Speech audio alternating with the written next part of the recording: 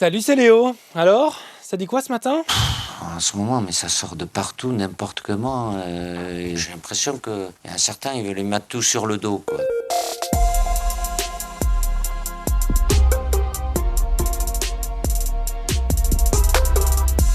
Eh ouais, même quand l'équipe de France gagne sans lui, comme hier soir en Ligue des Nations, victoire 2-1 en Belgique, Kylian Mbappé éclipse les performances des Bleus. Qu'est-ce que tu me racontes?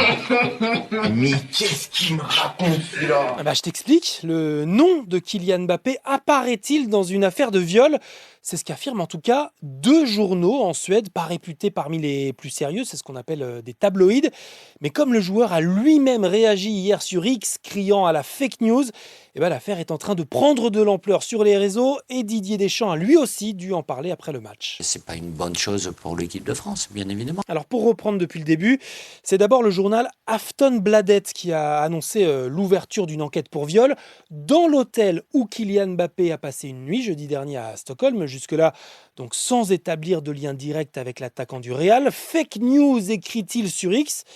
Mais un deuxième journal, Expressen, met alors plus directement en cause le joueur, assurant qu'il est, je cite, raisonnablement suspect, ce qui correspond au degré de suspicion le plus faible dans la législation suédoise. Des accusations fausses et irresponsables, dénoncent les conseils de Kylian Mbappé dans un communiqué. Il faut savoir que ce mardi matin, aucun média traditionnel ne reprend l'information en Suède. La police suédoise elle-même ne confirme pas ni n'infirme ces informations auprès de la correspondante de Radio France sur place. Faire la part des choses entre le vrai et le faux, j'ai l'impression qu'il y a certains, ils veulent les mettre tout sur le dos, quoi. Donc, Et cette stratégie de la machination, voire du complot, c'est aussi celle adoptée par Kylian Mbappé qui sous-entend dans son tweet d'hier que l'ombre du PSG serait derrière ces accusations. Ça en devient tellement prévisible, veille d'audience comme par hasard.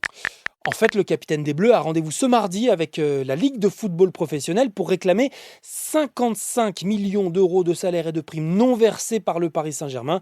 Le club parisien, en colère, il balaye son sous-entendu et dit préférer conserver sa classe et sa dignité. Ouais, comme par hasard! Dans le reste de l'actu ce mardi 15 octobre, on l'oublierait presque, mais le Covid et la grippe représentent toujours un risque. Donc, début de la campagne de vaccination aujourd'hui. Il n'y a pas que les plus de 65 ans qui sont concernés. J'ai moi-même reçu un petit papier de l'assurance maladie dans ma boîte aux lettres. Ça alors, je ressemble à un vieillard! C'est surtout que je fais un peu d'asthme et que je fais donc partie des 17 millions de Français à risque invités à se faire vacciner. L'année dernière, on était seulement la moitié à le faire.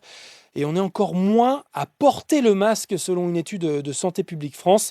43% des Français ne le portent jamais, même en cas de symptômes. Viens, je vais te donner une combinaison anti-radiation. Il faut qu'on recharge. Sinon, aujourd'hui, le mondial de l'auto ouvre officiellement ses portes au public à Paris. On est attaché à la bagnole. On aime la bagnole. Et moi, je l'adore. Et en grand fan, Emmanuel Macron l'a inauguré dès hier. Plus de 500 000 visiteurs sont attendus. Et dans un contexte de baisse des ventes de véhicules neufs, les 47 constructeurs vont présenter leurs nouveautés en espérant notamment relancer le marché de la voiture électrique. Le président qui en a profité aussi hier pour s'exprimer sur un des sujets les plus fiévreux du moment. Nous, on s'est battu pour que le Doliprane soit reproduit en France. Le médicament préféré des Français, avec près de 450 millions de boîtes fabriquées et vendues chaque année, intéresse en fait un fonds d'investissement américain. Et ça inquiète les 250 salariés du site Sanofi qui fabrique les Doliprane en Normandie et les défenseurs d'une indépendance sanitaire française. Emmanuel Macron demande donc au gouvernement de Garantir que la France soit protégée. ne pas perdre d'emplois et même en créer. C'est aussi l'objectif qu'il fixe à son Premier ministre Michel Barnier, alors que le projet de budget pour 2025 commence à être examiné cette semaine à l'Assemblée nationale. Mais comme le gouvernement prévoit en même temps de supprimer l'année prochaine 4000 postes d'enseignants, surtout en primaire, les syndicats menacent d'une énorme grève nationale qui pourrait durer plusieurs mois après les vacances de la Toussaint. Ils demandent à être reçus par la ministre de l'Éducation nationale d'ici jeudi, dans 48 heures. Procédez au compte à rebours. Tous les groupes en formation d'attaque. En tout cas, il y en a d'autres pour qui le compte à rebours est terminé.